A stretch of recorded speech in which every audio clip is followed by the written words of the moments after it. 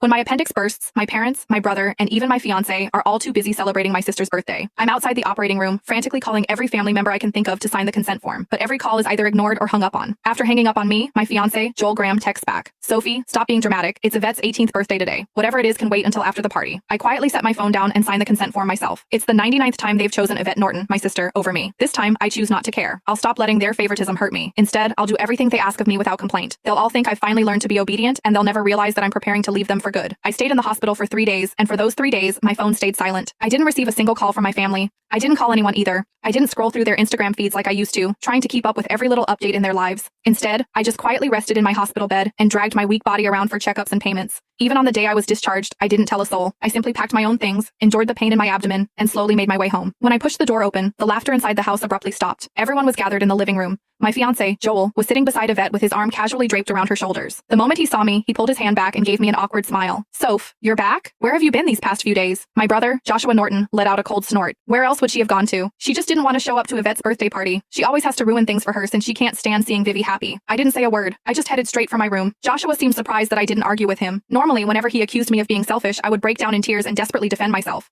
But this time, I'd kept quiet. My mom rushed over to me with a glass of juice. "Sophia, we were so busy with Vivi's birthday the other day that we missed your calls. Don't be mad at us, okay?" She placed a glass of mango juice in my hand. Although my heart had long since stopped expecting anything, it still ached faintly. I was allergic to mangoes, but Yvette loved them. There was always mango-flavored food and drinks in the house because of that. But no matter how many times I reminded them, no one ever remembered that I couldn't have mangoes. I handed the glass back to Mom and quietly stepped back. "I'm not mad. I'll just go to my room." Just as I turned around, a loud noise came from the living room. Dad abruptly stood up and slammed his hand on the table. He screamed, "Why have you been walking around with that sour face ever since you came in? Your mother already apologized and even gave you your favorite drink. What's with that attitude? It looks like we've spoiled you too much." My heart twisted, and even breathing hurt. Tears blurred my vision, but I still lifted the glass from Mom's hand and drank it all in one go. I then gently set the empty glass down and wiped away my tears. I calmly looked at Dad. "Yvette's the one who likes mangoes. I'm allergic to them, but it doesn't matter. I already drank it all. Can I go to my room now?" "Sophia, why didn't you say something earlier if you were allergic to it? Who told you to drink it? You're so stubborn." Mom panicked and quickly patted my back. Dad looked embarrassed, but he still harshly replied, "You could have just explained yourself. You've always had that unlikable attitude. You're nothing like Vivi. She knows how to communicate." Yvette's voice drifted over from the couch. "Dad, don't say that about Sophia. You'll make her sad." She sounded gentle, but the smugness in her eyes was impossible to hide. Yvette had always used my dullness to highlight her perfection. No matter what it was, she loved comparing herself to me. She would only be satisfied when she got to trample me. I should have felt hurt, but my heart only felt numb. Even when faced with such humiliation, I felt no emotions anymore. "I'm sorry," I said. "It won't happen again." The moment the words left my mouth, everyone in the room stared at me in shock. My obedience caught everyone off guard. After a brief silence, Dad finally said, "That's more like it. We're family. There's nothing we can't talk about. I only say these things for your own good." "Yeah, I know." I obediently nodded with a numb smile fixed on my face. Upon seeing that I wasn't upset, they relaxed and returned to the living room with Yvette. I paused for a moment, then continued up the stairs toward my room. But just as I stepped onto the staircase, someone grabbed my wrist.